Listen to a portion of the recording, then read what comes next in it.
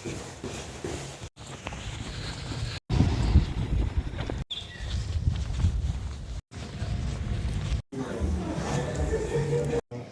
continuous note that doesn't change.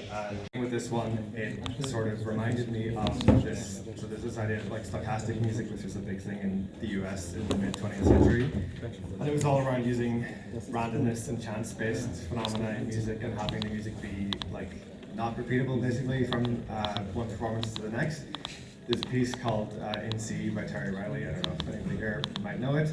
But it has this, like, essentially a collection of musical gestures that it asks the performers to play at the same tempo, but to, like, move along these different musical gestures at their own leisure. So everybody starts out the same and then gradually drifts into this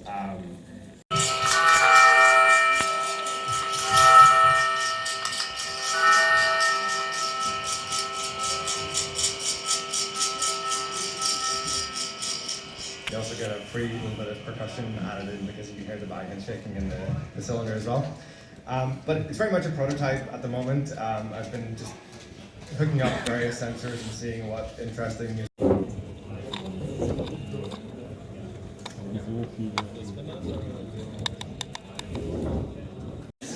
Yeah. Oh no. Italy do slash deadly monarchy I got a 50 ohms variant, Italy 50 ohms, and I got a 75 ohms variant for Yep. There is just no room for a Cisco Pro.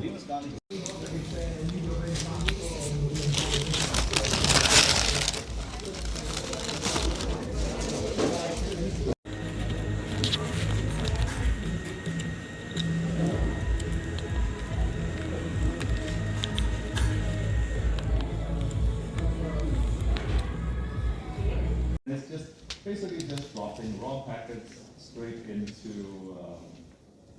the computer, typing them to a script that converts it to something that GQRX. I can move around the antenna a little bit and shift the antenna instead of just getting the word.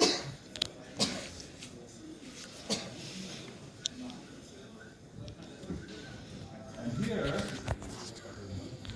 we have just about the whole FM band all at once.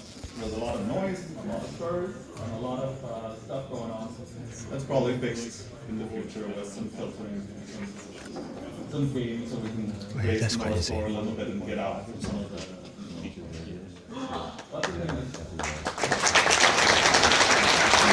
some mapping tricks I have to do in software.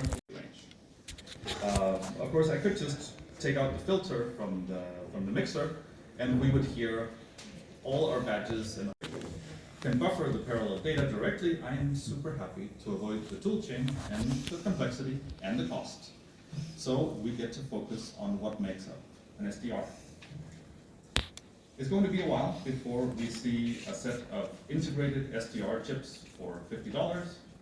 So until then, I think it's super cool we can make something like this, even if the performance won't put analog devices out of work. There's a lot of room for improvements. The filters, the caps, and even the PCB layouts can be optimized for lower noise and better image suppression, and just putting it all together on one PCB is going to improve things quite a lot.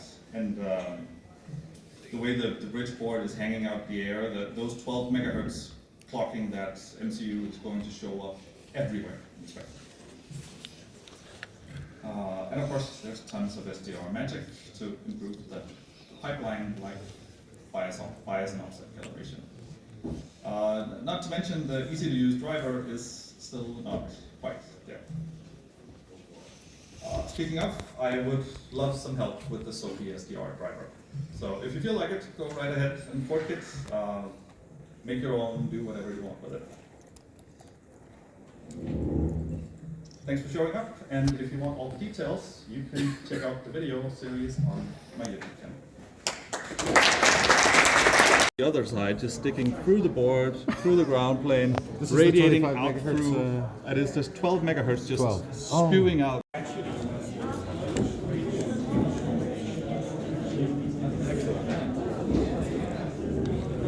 And you might need to find the just with the arrow donuts. Of wafer space silicon from our first run. And that is a collaboration between us and Timetable.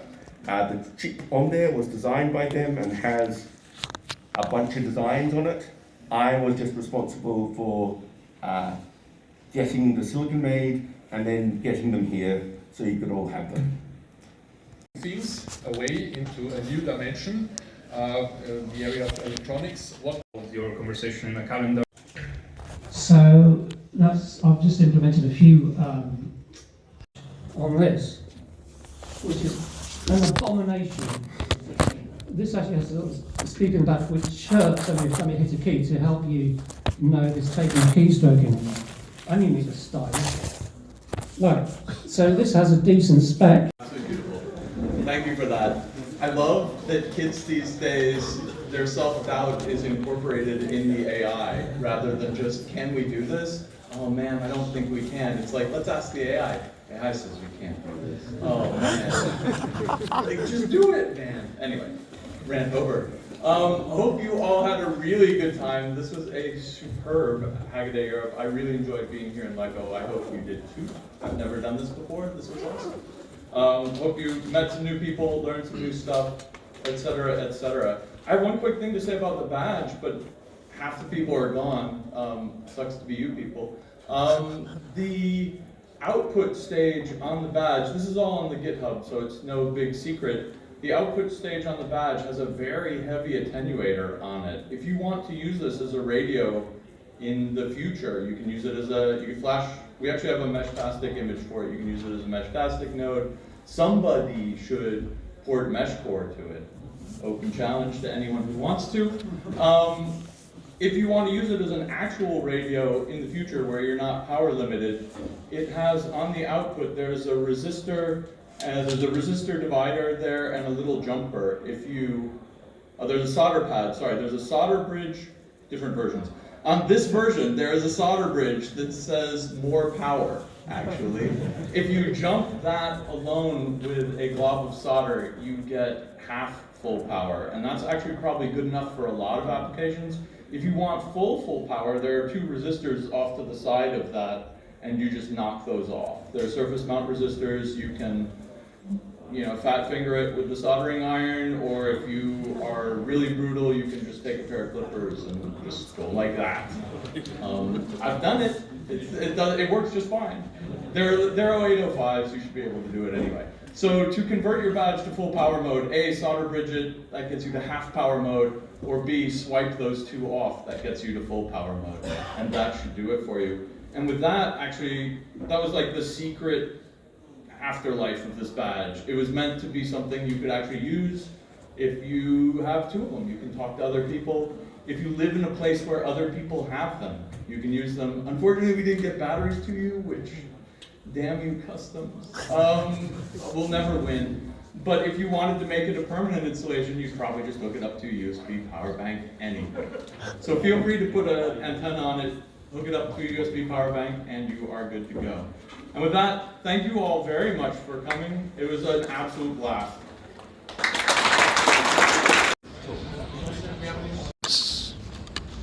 Okay. That was really nice.